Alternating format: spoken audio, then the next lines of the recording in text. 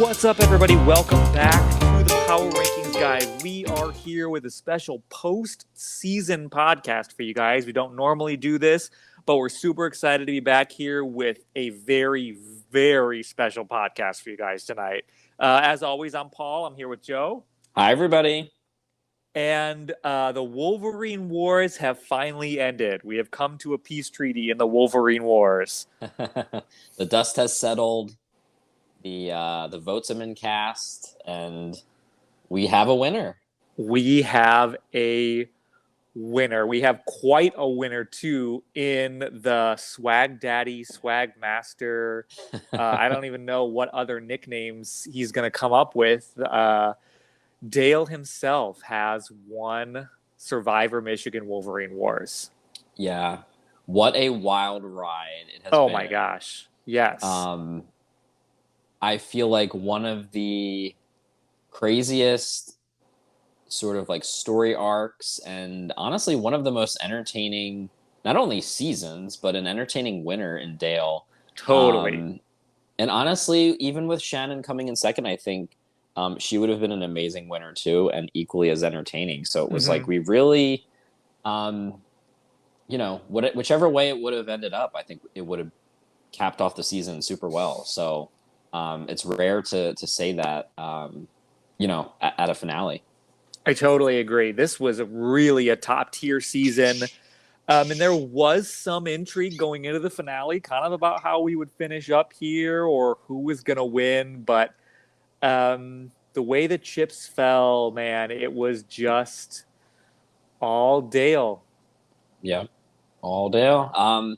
So going into the episode, we started with the final five, right? Yes. And I know we had talked about this in our last episode, just kind of what would happen at five, depending on who won immunity. So, of course, we had sort of the two pairs in Dale and Matthew, and then Kat and Shannon with Nate kind of on his own.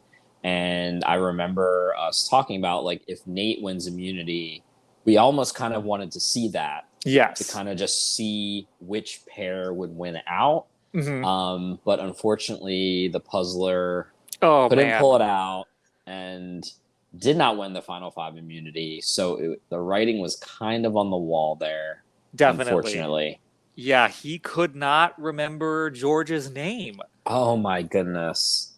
How do you forget George? How do you forget George, the icon, the one of the co-founders of this great game we call Survivor Michigan, the guest host for half an episode, oh my gosh. And especially the callback to his confessional being like, I don't care who George is. Like, who is George? Like, am I supposed to know who this person is?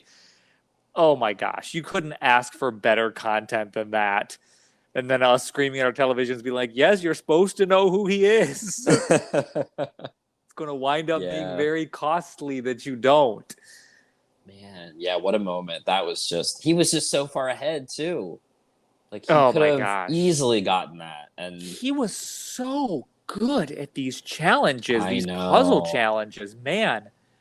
Just really kind of felt like he really would have been in it. And the way that last challenge was structured, man, you had to kind of feel like if he's there in the final four, he's the favorite. Yeah, absolutely. And I think now, again, Dale had his idol, so I think,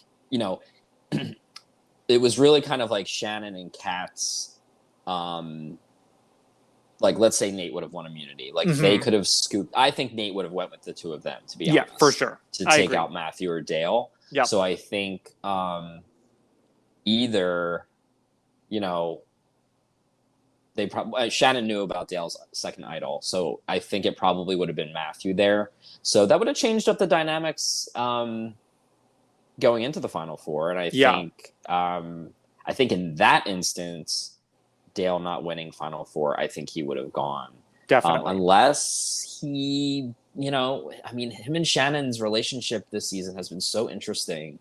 It's very true. Think, I don't know. Maybe he would have convinced her that Nate was the biggest threat. I mean, we've heard that in the season mentioned a couple times that people thought Nate would be a jury threat. So again, everyone's perception is different, and especially from the viewer. Like, we kind of see who we think are maybe the top two going into the end, but that doesn't mean that the players do. So it would have been very interesting had Nate gone to Final Four, and then what would have happened there. It's, you know, so I totally agree. I think if it kind of boils down to that, where Nate is in that final three with Shannon, with Dale, I mean, even I guess in some crazy way with both of them, you know, it really could, you know, that could be really quite the showdown. With the makeup of this jury, I have no idea how that goes. Yeah, we could have seen votes split against all three of them, honestly. I know. But alas, that was not to be, as Nate was voted out 4-1. Dale plays that idol for Matthew just as insurance he didn't need. So, yeah. And then we get to this Final Four, and this immunity challenge, oh my gosh. So much is going on in this immunity challenge. I know. And I had just watched, or finished actually, rewatching all of the Amazing Race seasons. Okay. So just hearing that music, and just knowing that it was Amazing Race style kind of was really fun. But yeah, there's so much happening. I like that they got a choice whether to, it was like, you know, fill out the puzzle of the schools or to race around the track, but not in a traditional run. Yes. Which I thought was very interesting. Yes. But yeah, when Dale chose to do that at first, I was like, oh no, this isn't good. But even that challenge, I mean, obviously I haven't been in college in a long time, but I was trying to think back. I wouldn't, I mean, thinking back now, I was like, I don't know if I could even name 8 of the schools of my college. So that was definitely tough. I liked that aspect of it where it was just, you know, it wasn't necessarily Survivor related. It was just like, hey, this is our school and what do you know about it? Yeah, absolutely. I totally agree. I think it had a little bit of everything, which was so fun. Dale was really willing to go all night if he had to. I know. Yeah, that was such an entertaining guy. Such an entertaining guy. I mean, we'll get to it. But, oh my gosh, so good. And then the winner of this challenge is Kat. I'm still speechless now, and it's been weeks since this episode has aired. But yeah, that was just crazy. It's just so funny, like with how sort of nonchalant Kat has been throughout this entire season. Like, this is the challenge that she decided to just kind of go all out for. And very unexpected. I was not expecting that. They had to find the Easter eggs, right? I thought that was really funny. Matthew was wanting to Venmo someone to help him find it, which, hey, I mean, use everything that you can, you know, gotta do what you gotta do. But yeah, I felt for Dale because it was like he was just so far behind, and then they were taking the bus, and it was just so chaotic. But Kat was the winner. Very, very interesting ending to that challenge. Yeah, I mean, she really kind of had her moment of like, this is her finale moment. She's not gonna win. You know, that's that's not gonna happen. But here she is. She's in her finale, and she plays this extremely pivotal role in the Final Four, saying like, hey, I'm going to the Final 3. And I won my way there, and causing this whole mess with everybody else. Yeah. And just seeing, you know, obviously from our eyes, like, Shannon needs to take out Dale here. But again, with Matthew and Dale being a pair, the most that they could have done is tie it. Do you think if in that conversation Matthew and Shannon have, if Shannon says we're voting for Dale, do you think Matthew flips? I think he does. I think he votes for Dale in that situation. If he goes to Shannon and Shannon's like, yeah, we're both voting for Dale, I don't think he forces the tie. Yeah, I think the only point. reason he votes for Shannon is in the hopes that Dale will force the tie with him, so he can go to whatever a tiebreaker is against Shannon. Because Matthew also, he's certainly a savvy enough game player to look at the writing on the wall and say nobody's beating Dale. That's true. And I think, didn't Matthew mention something about that in his jury question to Shannon potentially? I think so. I can't remember if it was in the jury question or in the podcast he did or something, like some sort of in the realm of content we have talked about that. Yes. Yeah. No, that you bring up a good point. Yeah, I do think if Shannon was like, yes, we're doing Dale, I think Matthew definitely would have done that. Mm-hmm. And obviously Shannon most likely would have won there against Matthew. The way everybody makes it sound is that she wins going away in that situation, which we weren't 100% sure about when we talked about it pre-finale, but the way everybody talked about it, it was like our estimation was off and she was absolutely going to take it in that situation. So that's, man, that was tough. Yeah, that was tough. And I think I was thinking about this earlier, and I know we've talked about it before, but these people have been playing this game for how many days? Oh my gosh. 80, 90.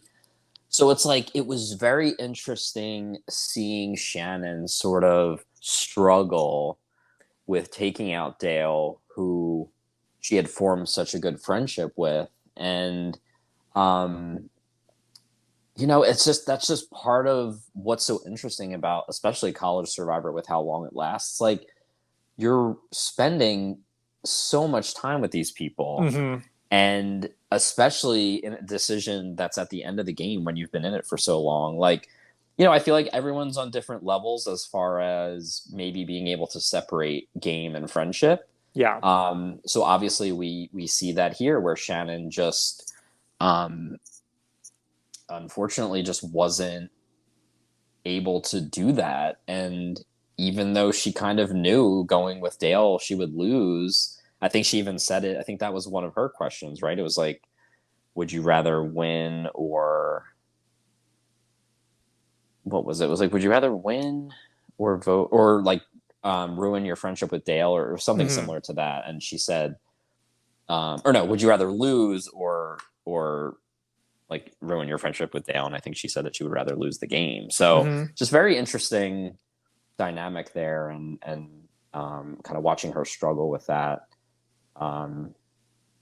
was really interesting. And honestly, now thinking back to earlier in the season, she was upset about taking out Jack, and that was mm-hmm. how many weeks ago, and she was upset about taking out Megan, and so it's not as surprising that she made that decision, just kind of seeing how she was with earlier players, but still tough. And obviously we were rooting for her too. So it was kind of sitting on the couch, we're you need to take out Dale here. And then you win, Shannon. You're right there. It's so close, but obviously that's easier said than done. Yeah. I mean, she played a really emotional game, really start to finish, mm-hmm. just very hard on her sleeve, very emotional, which is why she was so likable and so fun to watch. And at the end of the day, it's the same thing that I said about Nicole Senti during Survivor Maryland. It's people make their decisions for all sorts of reasons, and some people make their decisions to say, my friendship is more important than this. Mm-hmm.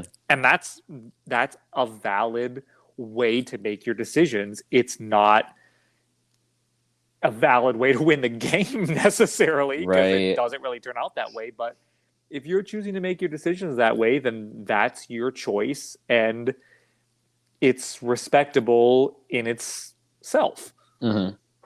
And, it doesn't diminish our love for Shannon. It was very painful to watch her kind of have that morning after realization of I just lost this, according to the wiki, 104-day long game. Whew. Yeah. Which, that I can't imagine what kind of feeling that must be. But, at the end of the day, she's still a beloved Survivor Michigan player, still an icon, for sure. at least from where I'm sitting, definitely iconic. Oh, yeah. And, she got 2 votes, to kind of get into the jury stage of the game. She gets Nate and Ivy's vote, or no, Nate and Megan's vote, I think, right? Yes, Nate and Megan's vote. And so she gets Nate and Megan's vote, so it's not 7-0. And in a situation with a 7-person jury, she only has to get 2 more votes somewhere. And I feel like there were votes on the table for her. So it wasn't, I don't necessarily agree that she totally lost the game when the moment she voted out Matthew. I think that it was... she just kind of had like a tougher uphill battle maybe with Yeah. Going against Dale instead of voting him out. And I also think there were issues with her final tribal council performance. Where I think, because like you said, there's that moment where she's like, no, I'd rather lose than vote out Dale. Right. And I think if she goes into that going, no, I took Dale here because I wanted to beat the best player in the end, and kind of has a little bit more defiant attitude about it, rather than coming in so sheepish about like, yeah, I probably should have voted him out, but I didn't want to mess up the friendship. Like, I think if she comes into the end and talks like that, I think there are more votes available to her. Maybe somebody like Ivy is way more amenable to voting for her, and even maybe Katie, maybe Jack. I think that there are votes on the table too. So I think that it wasn't a totally lost cause even after she votes out Matthew. Yeah, that's a really good point. And I remember feeling the same way. Like she kind of just went into Final Tribal almost like defeated. I agree. And I agree with you. I think if she would have went in a little bit more confident in her game, and like you said, pitching that, hey, Dale was one of the best. Like, I wanted to battle him here and may the best person win. I think you're right. I think she could have probably squeaked out another vote or two. Yeah. And could have turned the tides there. So definitely. So yeah. She needed Maggie's journal.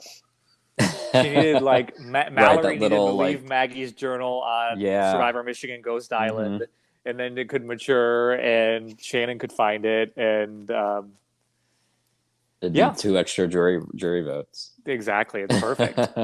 But we've talked enough about the runners up. Let's get into the game of our winner, season 4, Dale. What a game! What a game! Like I again, 104-day game. I think he just played a great game overall. I mean, I think just start to finish. I mean, I feel like he was a target for a long time, but I think he just maneuvered really well through that. And he had the 2 idols, but I don't even really think that mattered much. No. Especially in that I vote where he was sitting there with 2. He knew he was getting a couple votes. Like, I think that was a testament to his game during that round, was like, he knew he had enough people on his side, even with a couple people targeting him and having 2 idols there. Like, he was able to not need either of them to get through that. And I think that was just a testament to his social game there. So yeah. I mean, there were not a lot of holes in the guy's game. I mean, from day one, from moment one, you go back through their time on Tokidoki, the post swap, and him and Jackson pulling in Katie. From there, it's like you look at it and you go, it's not a perfect game, but it's pretty close. There are not a lot of mistakes through the whole thing you can look at. I mean, You can say at the Eliza boot when him and Jackson pulled Katie in, maybe he could have been in trouble there if Matthew and Eliza play that differently. The Ivy boot, maybe, but by the Ivy boot, he's got 2 idols. So you look at the whole, and he's got an idol at the Eliza boot too. So if he doesn't feel like he's got Katie, I mean, so you look at the whole of the season and you think, where did they even really have a shot to take him out? Unless they really James Clement him and blindside him early merge with 2 idols. And I don't ever see a point where that's going to happen. Not with Jack still on the game, that's for sure. Right. You know, he cut Jackson at really the exact right moment. Won that clutch Final 5 immunity when he needed to. What's not to like? Yeah, and being entertaining as heck the whole time. And that's what we so rarely see is usually the winner of the season is somebody who played a solid game. But rarely do we ever see somebody, you know, on CBS or in College Survivor who is just so entertaining. So funny, so cool, so suave, so swag daddy. You know, so many of those things. And then playing that impeccable strategic and social game that he played, it's like, man, that is an all-around great player. Yeah, I would love to see someone do like a College Survivor winners breakdown. Yes. And just do like a comparison to all of the ones that we know of so far. And I feel like Dale's easily got to be top 3. Totally. Is that safe to say? I think top 3 is safe to say. And I, you know, would struggle to think of people whose game would be on top of his, really. He just played such an excellent game and really did it with a smile. Did it really never, I mean, you can say he's, I guess, sort of stabbed Jackson in the back, kind of. But with the way Jackson was playing his game, you can't even really say that because it was, you know, at some point it was going to be one of the 2 of them, you know, coming into combat. So it was never going to be, you know, it was never going to be Dale and Jackson at the end. There was no version of that was ever going to happen in reality. Right. So, you know, besides that, you kind of have that where you play that game with a smile. You know, it's like, you know, almost sort of the JT game, except his tribe was so much better in challenges. So he was never really in that numerical underdog spot the way the Jalapao people were in Tonkatids. So he's, you know, what's not to like? That's kind of what you come away with this season saying about Dale is like, he's, you know, definitely this like alpha dude bro, and yet you walk away really liking him, really feeling like he was funny, entertaining. He has so many wigs, more wigs per confessional ratio than any survivor in history I think we've seen. I don't know. We'll have to get Jeff Pittman to do the math on that one at all the statistics, but I think the wig to confessional ratio is at an all-time great. And, you know, he is definitely somebody who, like, gets on my CBS list, too, for all of those reasons. Right. Yeah. And the oldest College Survivor winner that I think we know of. Absolutely. We need to give props there. Do you think being a little bit older than everybody else helped him? Do you think maybe his, like, life experience sort of helped him kind of navigate this, or do you think I definitely think it could have gone either way, but I think he utilized it. Like I think he, especially you look at like his relationship with Shannon and that very much big brother little sister dynamic that he intentionally created from the beginning. We see in what episode 1 or 2 he's saying, "I'm the oldest, you're the youngest. Who would think we'd ever be meeting together?" Yeah, that was pivotal. He's thinking that way before anybody else is, you know, and I think instead of letting it make him kind of the odd man out, he uses that maturity and that kind of tribe dad thing. You know, he's taking the kids on field trip to White Castle and like and he leaned into it just the right amount and really just made it work. And then obviously you talk about, you know, the emotional maturity of somebody who, you know, has a wife and, you know, is already has been through undergrad and has experienced that. And, you know, there is a certain something that you get from being in that place of life. And then he's also still able to fit in with the, you know, 20, 21-year-olds and be drunk Dale and all of the swag daddy stuff that we love him for. He's got both of those gears. And so I do think that his age helped him, but I also think it was the way he weaponized it and utilized it that really was the difference in this season. Yeah, and actually, as we're talking about it, I don't remember if I mentioned this to you before, but it's kind of like a Derek Levasseur game from Big Brother. That's a great point. Absolutely. Where I think he did a similar thing. Like, he knew he was a little bit older. He was a dad. Like, and I think in one of his interviews, he was like, yeah, like I put on a beanie, I grew some facial hair. Like, he morphed into sort of a younger player to sort of bridge the gap between, you know, him and a lot of the other players there. And like you said, kind of weaponize that to his advantage. So I definitely got that same vibe from Dale as well. Sort of just like a Derek Big Brother game. Yeah, I think we referenced that way back at the beginning when he was shaving his face. I think you were the one who caught that way early on in the season when he was shaving his face. You were like, oh, this reminded me of Derek. Yeah. And then, that's what it was. Yeah. Yeah, that's exactly how he played. And mad kudos to him for it. So good. Yeah. Yeah, he did a great job. It was so fun to watch. We will remember Dale as a College Survivor winner for many years to come. So, and he did it for the older of the world. He did it for us. I feel so representation matters.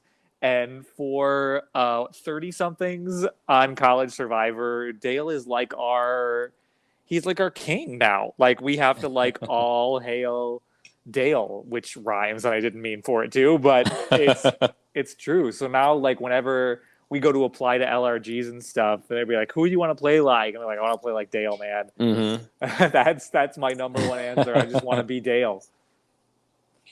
That's so funny. Yeah, he did awesome. It was really fun to watch. The season overall was great. I know we've talked about it a million times. The editing was awesome. We got to shout out that again. Just what a great season overall. So many great characters. Just, you know, Survivor Michigan continues to get better and better every season, which is great for the fans and great for us. So kudos to everybody involved.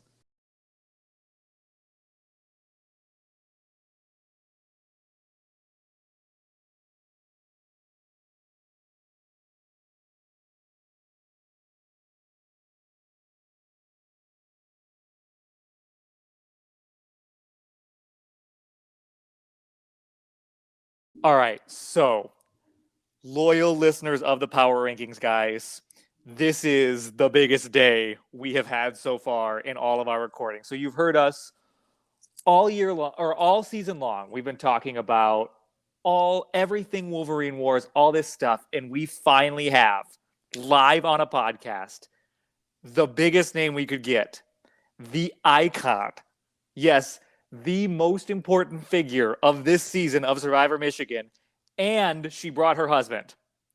So if you'll welcome onto the Power Rankings, guys, Ann and Dale Jarris. How are you guys? We're good. Great. We're excited to be here. Very excited. We've heard that there was a few questions out there. You know, all of these exit interviews talk to the players, but since people thought it was so strange that I was married throughout the season, what better way to get firsthand knowledge from the missus herself? Yeah, we've heard enough, Dale. We've heard enough from you. We've gotten enough of your game and your backstory. So we definitely want to. We have a lot of great questions for Anne. So we're really excited that you both are here. This is, like Paul said, this is like made the year for us. So let's dive right in. So Anne and Dale, Survivor Michigan's power couple. How did you meet? Tell us the story. I have to tell this? Yeah, this is for you. I'm just met in like how we started dating. Yeah. Sure, yeah. So, well, we really met in high school. I was a sophomore. Dale was a senior graduating, and we kind of had a lot of mutual friends. We both went to high schools in the same town, but we were rivalry high schools. So it was in the northwest suburbs of Chicago. So yeah, really just hanging out one summer. I think it was summer 2008. And then it just kind of developed from there. We were together all summer, and then Dale went off to college. He was two school grades older than me, so we were kind of on and off throughout college, and then on consistently after college. So it's been a minute. But yeah, always Dale's keeping it exciting, so never boring. It's been we're coming up on 13. I think this summer was our 13th year together, so it's been a while. Wow, congrats. That's amazing. That's awesome. Doesn't feel like it. But we're really an old married couple in our soul. That's great. Now, the big question is, did Dale ever take you to White Castle for a date? It's a good question. He takes me to all the fast food places. We go out to dinner somewhere where, we have some wine, sit down for a few hours. No, I got this great new place. Taco Bell down the street. I'm a huge fiend for like Taco Bell, White Castle, McDonald's. So and she always wants at least like a step up to fast casual. So she asks for like Noodles and Company and Chipotle, but I'm too cheap for that. So she gets White Castle and she gets frustrated. So you guys have been together for 13 years. So I imagine, and you have met a lot of these Dale characters before, or did these just emerge for Survivor Michigan? I knew most of them. He kind of always puts on a show wherever we go. The Couch Boy, he was doing for a while. I don't know if it was pre-Survivor. I didn't know he really did you incorporate it? There's a little bit of Couch Boy in the show when you were gone with visiting your dad, but not as much. But yeah, Couch Boy has been an ongoing thing for sure. Yeah, most of them have been ongoing. I kind of try and ignore these characters. They'll be somewhere in the background wherever we are. I'll kind of just like, oh, it's just Dale being Dale, kind of like pawn him off to someone else that will listen to him. But they're always around. Do you have a favorite? Do I have a favorite? You tell me. Depends on what setting we're talking about, Paul and Joe. You catch my drift? Okay. Now that's a Power Rankings guys exclusive right there.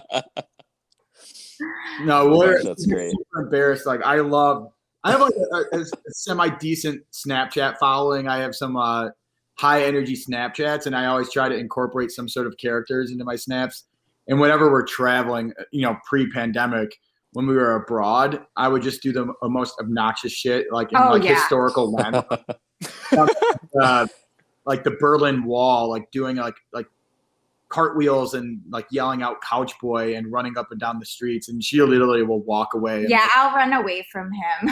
But she definitely doesn't like him as much as probably. Yeah, I'm not the biggest fan of them. I think what drums I actually like. So she's being a little she's not being completely honest.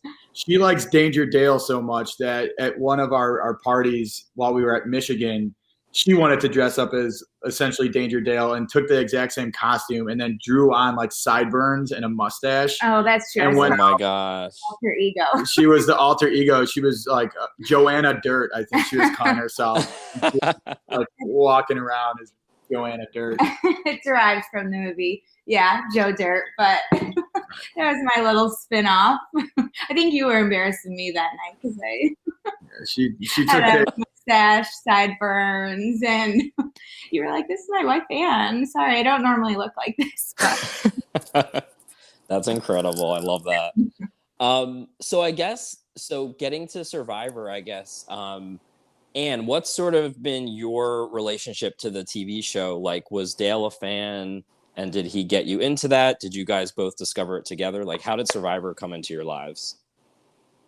yeah, Dale's definitely been a Survivor fan as long as I've known him. And he got me into the show probably when I was in college. So I graduated 2014. So around that time frame. And then we would watch it together, and he really kind of got me into it, explained the concept of the game, the strategy, how it's really a numbers game. And so if it wasn't for him, She didn't really get it at first. She thought it was just follow. She thought it was just like a Discovery Channel survival show. I'm like, Yeah, it's no. like, so they eat bugs, and I don't really care to watch that. But then, there's much more drama and depth and personality too. Yeah. But I got her to watch Survivor if I would watch Bachelor and Bachelorette with her.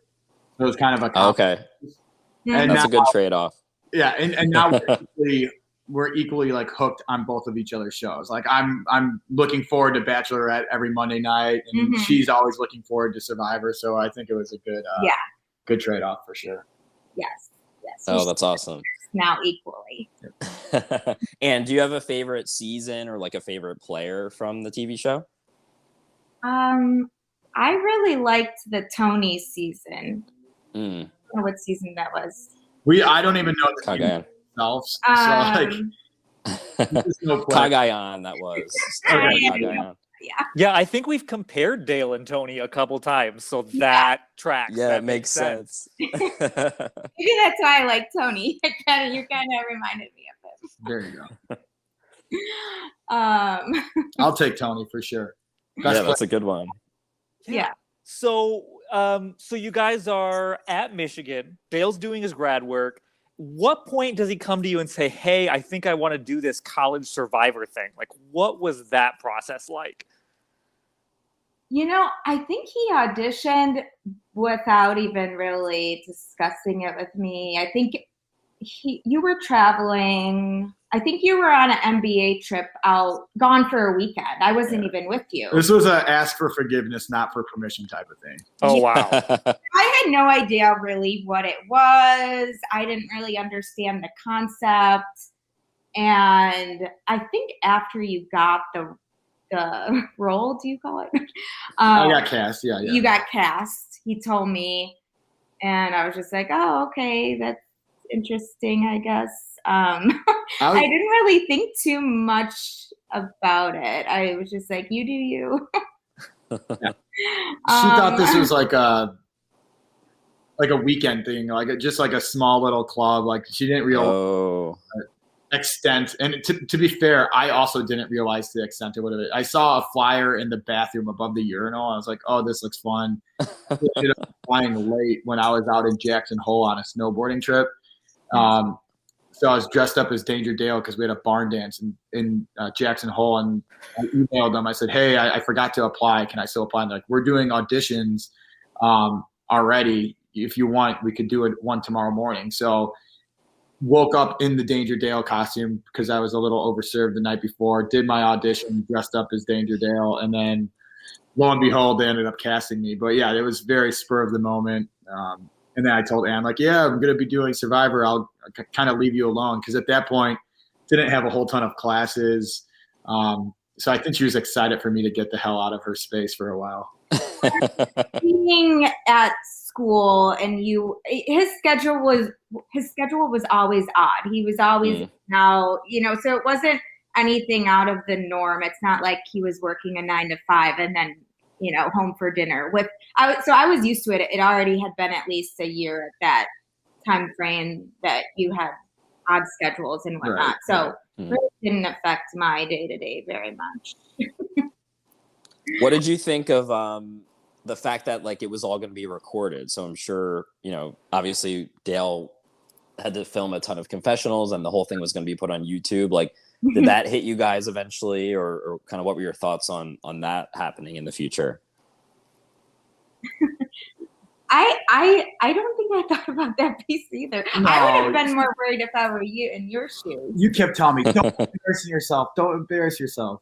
We're so worried about how maybe you treat other people and be perceived, because he has a very competitive mindset. So he'll do anything, say anything. And I'm just like, this is a college Michigan show. Is it really worth kind of your reputation or how you're going to be perceived? It's not like you're on the actual show. Maybe it'd be worth something. I'm like, what are you getting at the end here? Like, what happens if you win? Is it really worth your time and effort and energy? And I've never seen him stressed out the way that he has over how many months was it? 3 months or so? 100 days, yeah.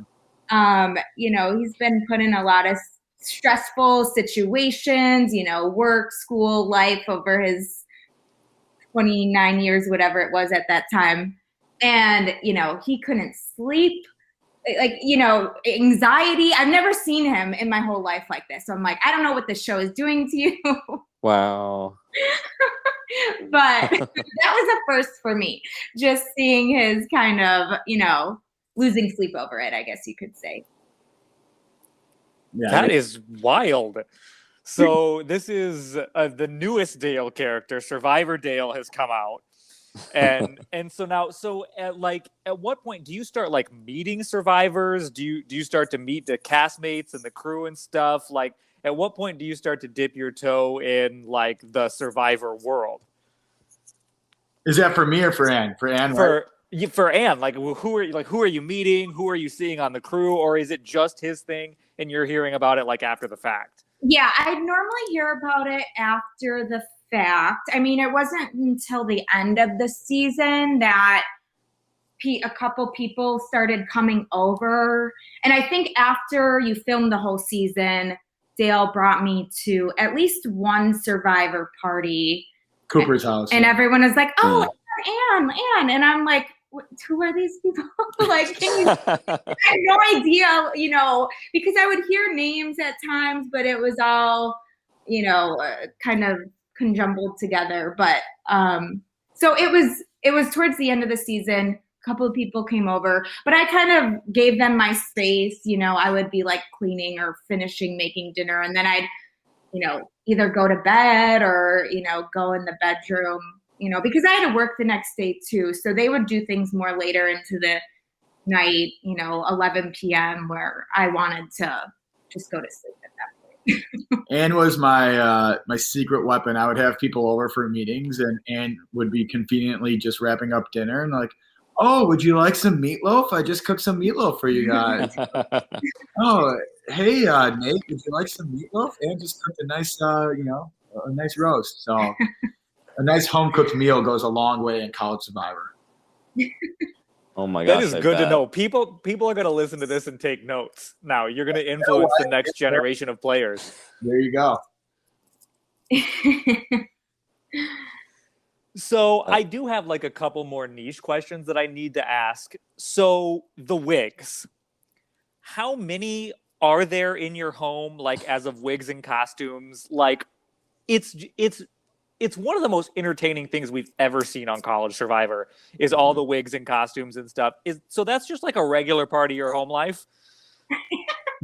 Basically. Yeah. Short answer. He has a whole bin. Yeah, you probably saw like 10% of the wigs that we own. Oh my gosh. Wow.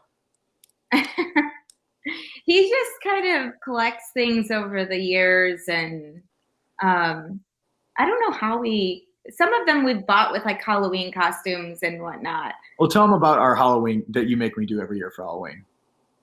The couples costumes. Oh, yeah. For years, I would always want to do, it's a girly thing, dress up with your significant other and be like a cute, costume together. So we have a handful of those of Halloween costumes. We've been like, what have we been? Cookie Monster, and you were a cookie.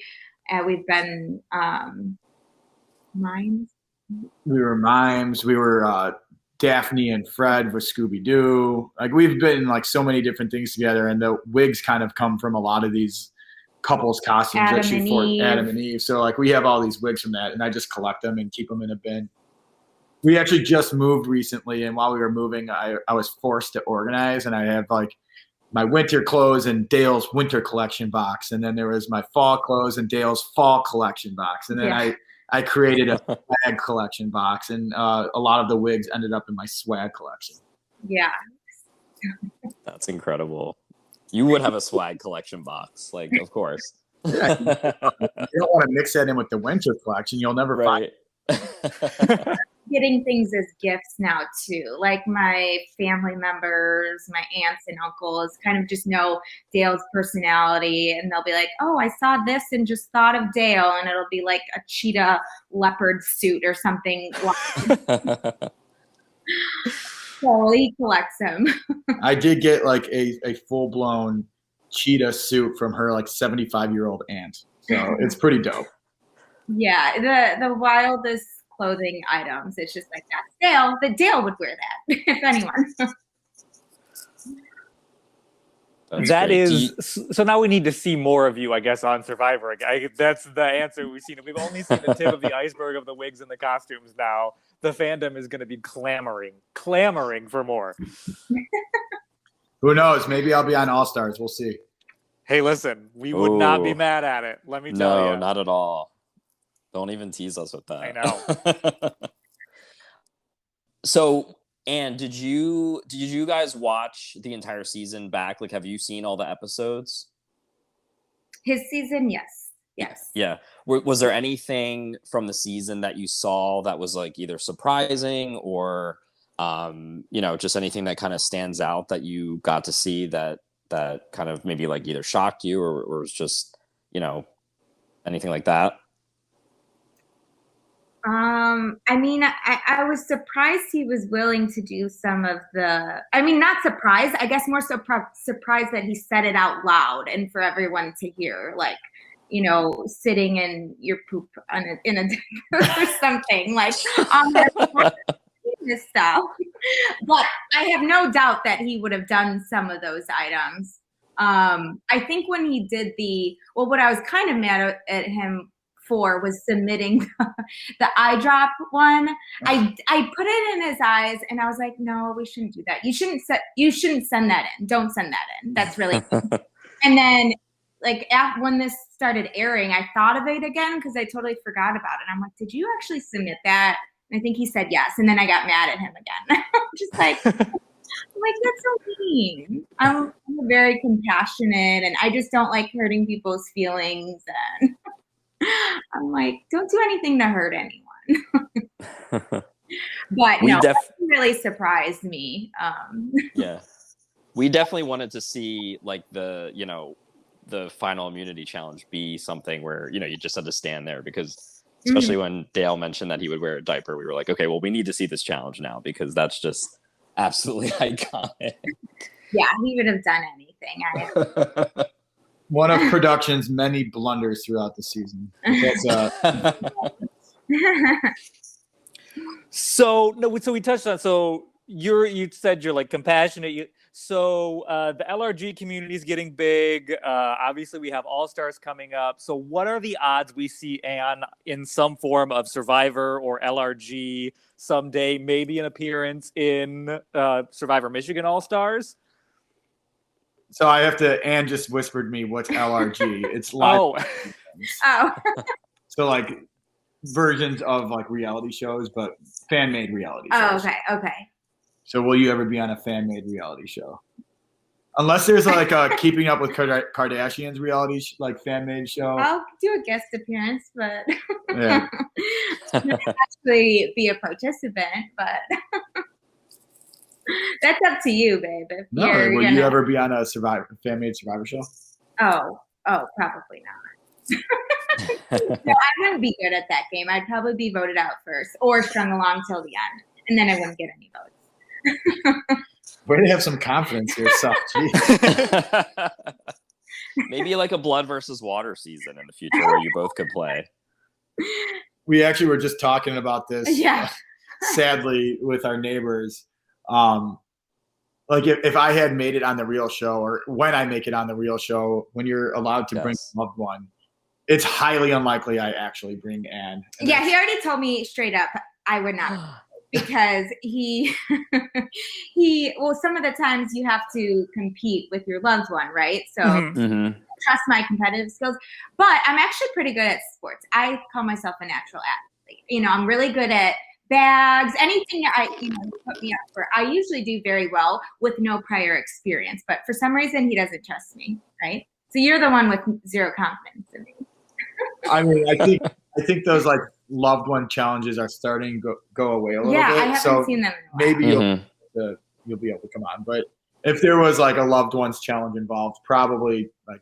I mean, you're gonna beat me in like football or but kind of the games on these types of shows or carnival type like games. Yeah, Survivor Community, you guys have carny games. You hear that? No. No, it's true. So basically, like anything Cooper would be good at, you would also be good at. Is that the vibe I'm getting? Exactly. No, but you know what I mean. The games. Oh yeah. They come up with games you don't practice at home. Right. I don't know what. Right. That's too funny. So wait, Dale, who did you say you would bring then if there was a competition out there? Probably my brother. Because also, Anne likes the show, but she doesn't enjoy engaging in some of the like strategic like analysis that we'll do like post episode. So you guys do the same thing when you watch the show. You're like, oh man, had Tony done this move or had this player done this move, I wonder how it's. And then you kind of talk about it. Mm-hmm. That's boring me. I'm going to bed. So if you were going to invite a loved one, you probably want to like bounce some ideas off of them and like, here's the situation. We're at final A. Like, here's what I'm thinking. What kind of move? And Anne would be like, okay, can we stop talking about this and go like dance? Like, I would probably get lay out on the beach and like hang out. Well, not only the challenge, but like just to have someone to like. But that is true because throughout your season, you had kind of a confidant. One of your best friends who was getting your MBA with you. Yeah, I had a huge Survivor. Like one of my good friends was a Survivor friend, and I'd be like, "Hey," and they would spend hours, drawing on the whiteboard and bouncing ideas off of each other. So that was Dale's person that he went to ask things of and confide in. And Mark really gave you, his opinion. And yeah, I don't know if you tried doing that with me or I just didn't. I tried a few times. I mean, I listened to you, but I didn't have as good of feedback as definitely Mark gave you. He's a nice person. I'm just like, don't hurt their feelings. So Paul and I were talking about this earlier. Obviously, we identified with you, Dale, being a little bit older in the Survivor community. So do you think like your age and definitely chime in too, if your thoughts on this too, do you think like being a little older helped you like in the game, in Survivor Michigan, or do you think that didn't really play a factor? No, I think it absolutely played a factor.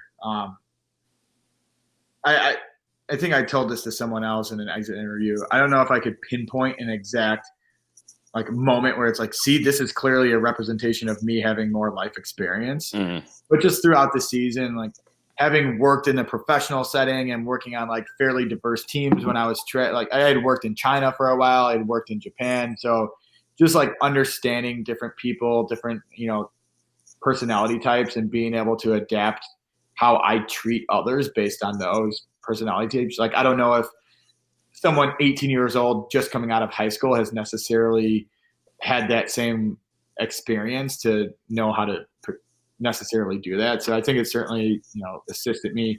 I also think the fact that I was 10 years older and graduating that semester, I didn't necessarily have as big of concern of like being super plugged into the Survivor community after our and like viewing these people like, oh, I mean, they certainly still are, but like, hey, these are going to be my friends for the rest of like my college career. So I want to make sure that kind of went out the window. And I was like, all right, just win or, go home type of mentality. Gotcha. Yeah, that makes sense. Absolutely. That's a good, we were excited to see somebody a little bit older on the season, just because it's a big deal for us. We're not gonna lie. We identified it from moment one. We're like, okay, we got our eyes on this guy. He's got to hold it down for the not 21-year-olds. Yeah. Didn't you debate not even telling your age, and weren't you going to pretend you were an undergrad? I thought you mentioned that to me once at the beginning. Yeah, going into it, I was trying to like mask my age, but I like forgot to take off my wedding band. And as soon as I got into the intro, someone was like, "Oh, you're married?" I didn't know like people even looked at or observed that shit, but I was like, "Oh yeah." And then it was like kind of hard to lie about my age when someone asked if I was married. So I was like, "Oh yeah," kind of gave it away. That strategy went out the window. Yeah, they clocked that wedding ring. We heard Jack do the famous confessional about how you can't play Survivor when you're with a wife. And yet, it was the winner of the season, play Survivor with a wife. I would argue that with a wife is the best way to play College Survivor. And like, 28 at the time. So I'm 31 now and proud of it. It feels great. Hell yeah. 31 perhaps a little differently, but 28, like to be compared to a 40-year-old, come on, like it's not that old. Cut me a break, but that was pretty funny. Though. I mean, to be fair, I was a decade older than some of the people, so I could see their perspective. We were solidly on your side of that argument. Let me tell you, yeah. When we were hearing some of them compare it, we were like, hold on, no. 28 is not 40. 20. I look at 28-year-olds as young now. So right. Are there any other, like, I haven't watched a whole ton of College Survivor outside of the Michigan series. Are there any other players within the College Survivor community that were as old as I was? I don't think so. We not that I'm aware of. Yeah, we were talking about that earlier. I think not only are you, and again, I'm not saying oldest as a bad thing, but I think you're definitely, as far as the ones that I've watched, I think you're the oldest College Survivor winner that there's ever been. And yeah, I'm trying to think back right now, just kind of like running through the Rolodex. I don't think there's been anyone your age on any seasons that I've seen. So you hold a couple records there. Proudly. Proudly take as oldest College Survivor player. I don't know if it was more of a threat, going into the game, or, that you were older, or like you were saying, your life experience and all that ultimately helped you. And well, I saw it going both ways. I was concerned that I wouldn't be able to connect with these people, right? Like, for instance, TikTok. I didn't have a TikTok, and they were all talking about some of the like things that they grew up with, which were completely different. I grew up on Power Rangers and like Teenage Mutant Ninja Turtles. Yes. Fucking talking about like Webkins and God knows fucking what. I'm like, what the hell? So I didn't know if I would be able to relate, but I'm pretty young at heart, so like my young energy was able to at least establish some sort of foundational friendship with all the players, and then it didn't really matter that I couldn't necessarily recite some of the or I don't know, Digimons or whatever the hell they were talking about. Yeah, it seemed like you connected really well with just about everybody that was out there. So that was definitely super impressive, especially, I mean, obviously we saw you connect with Shannon. We saw you connect with Jackson. It seemed like no-brainer stuff for you.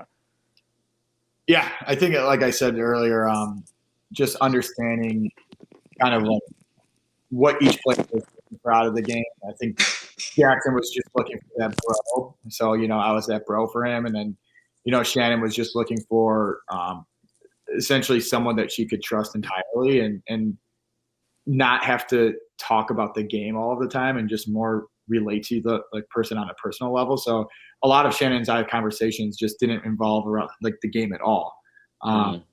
Just learning about her family, sharing more about my family, introducing her to Anne, and then like of course circling back to gameplay eventually. But I think where Matthew and Shannon's relationship and Shannon's relationship differed from mine was they would go into those conversations and like go 0 to 60 right away and just, start talking gameplay right away. So yeah, just kind of understanding what people were looking to get out of that whole Survivor experience in the first place. That's really good. I'm taking notes. Who do you guys keep in touch with still? I mean, I know this was a couple years ago. Are you still close with some of your castmates? Yeah, I think me, Shannon, Matthew, and like not collectively the group of us, but Shannon, Matthew, Jackson is who I stay the most in touch with.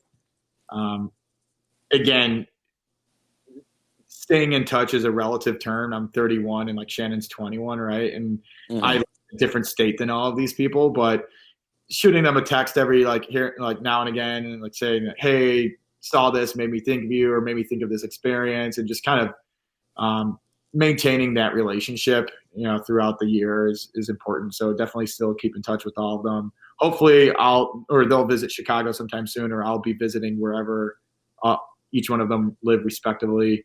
I still stay in touch with Ivy as well, probably not at the same cadence as those other three, but still we'll reach out to Ivy every now and then as well. And then there's like a handful of people just from production that I still keep in touch. I think Sam, he actually came over. He was in Chicago for Amazon, and Anne cooked him a home-cooked meal because he had been traveling for a while. So he came over. Oh, that's awesome. Like, you probably want a home-cooked meal. You're probably like sick and tired of eating like, on your stipend for Amazon every day of the week. So let's cook a home-cooked meal for you. And a few like Cooper I'll talk to sometimes. So it's just some of those people. But I try to reach out to everyone like on their birthdays and whatnot.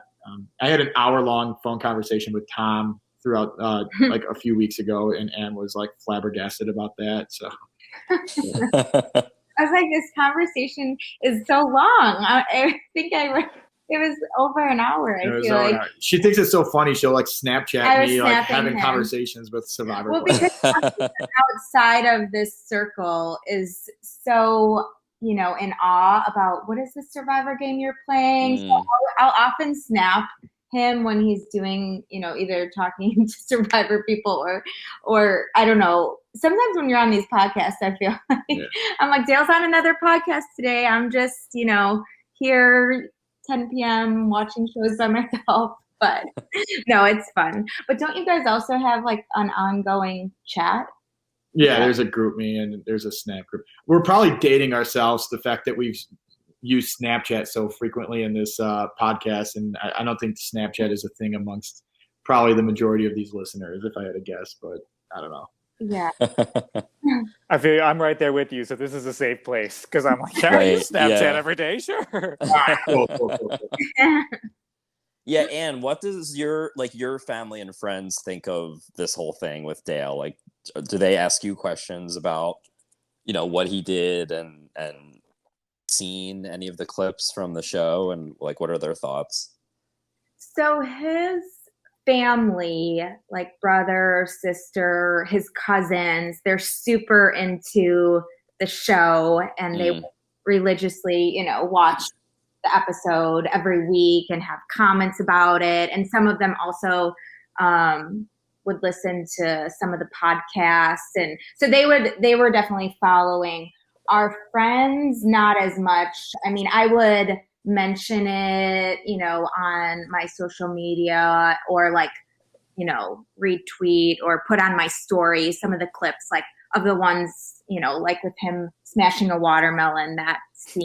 And ask me about it. What is that type thing? And I'll be like, oh, watch. But our friends, I don't know if your friends, close friends. Tell him about your dad when he like watched a few episodes and he my dad like fell off after like the second episode. He was like, Dale, what did he say? Dale's really swearing a lot. Yeah. Everyone really swears a lot. But some of them, he just fell off right away. He couldn't follow, but it's also hard. Well, he would watch the show by fast forwarding to the scenes I was in and only watch my confessional. So he didn't know what was going on. Yeah. But, some of the scenes it's hard to hear with like, it's not like they had microphones or, so with the wind and, I even had to ask Dale a lot, like what's going on with this scene or what was this challenge again? They never understood what was going on with the challenge. So it was much easier for me to follow because, I had him sitting right next to me explaining. So I can only, imagine. Like some of your guys' memories recalling all this detail. I don't know how you guys did it. But so yeah. So for each of you, I guess separately, so looking forward to the future of College Survivor, obviously Michigan is like one of the foremost college survivors. It's a big deal. Mm-hmm. What is the advice to the future married couples, husbands and wives that are going to play Survivor with a significant other? What's your advice to them? You want to go first? To future married college Survivor players. I guess just be open and flexible and, kind of letting them do their thing, not asking too many questions. I really just let him go about, whatever he needed to do. I mean, I guess if you're someone that's stressed about where are they every second, but I really didn't care at all. I'm like, if you want to stay up all night looking for idols and be tired the next day, that's on you. But yeah, I mean, it made Dale really happy and he loved it. And, as much as it caused him stress and anxiety, I think it overall, it was a really great experience for him. And, definitely one of the best times he's had over his NBA career. So. Sure. Yeah, I think mine would be, for starters, get a comfy couch. Like Anna had said, honestly, like we would stay up and, come home from school or whatever, eat dinner, maybe watch a show with her. And then she'd be like, okay, I'm going to bed around like midnight. And be like, all right, I'm going to go out searching for an idol. So like, while she's going to bed at midnight, I'm leaving the house to go out and like search for an idol or quite frankly, go to our competitions. Cause our competitions were already at like always at midnight as well. Because of Nate, right? I would get home at like 2 in the morning and I didn't want to necessarily wake her up. So I'd crash on the couch, here and there. So comfy couch is important. And then just like finding obviously if you're married already, you probably had already found this, but just someone that's so patient and willing to kind of be your supporter throughout the process. Like Ann said, I was super stressed here and there. And she definitely has this, calming personality that just helped me a ton and, made me realize that the game probably isn't all that important in the grand scheme of things. So just having that biggest cheerleader there for you helps a ton in the game, which again, probably is an advantage versus the other players is like having that rock for you, which sounds kind of cheesy, but it is true, especially when you're just have all these emotions that are drummed up. Yeah, it's very stressful. And I can't imagine balancing school and clubs and sports that you're in. So I don't know how these kids did it really. Get a mean meatloaf recipe. He will not be home for dinner, your spouse. So I was always just like wrapping it up, putting it in the fridge. I make this nice meal and then, I would be offended at first and then I got over it. I'm like this, I'm just going to get used to him not, eating it hot so he can heat it up when he's ready.